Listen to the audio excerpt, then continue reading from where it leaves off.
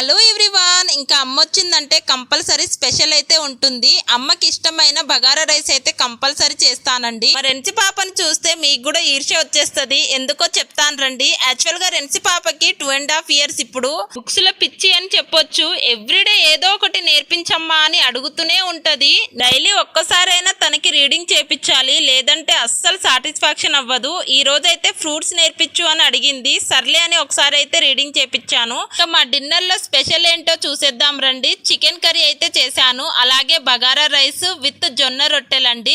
అమ్మ వచ్చిన first day అయితే నేనే వంట చేస్తాను. అమ్మకి నా చేతి వంట అంటే చాలా ఇష్టము. నేను వండింది అమ్మ తిన్నాక నాకు కూడా చాలా తృప్తిగా ఉంటది. ఎందుకంటే రోజు పని పని అని హడావుడిలోనే ఉంటది కాబట్టి. ఇంకా ఫైనల్ గా మా బుడ్డి తల్లి నేను కూడా తినేసాము. అమ్మ కొంచెం లేటుగానే తిన్నది లేండి.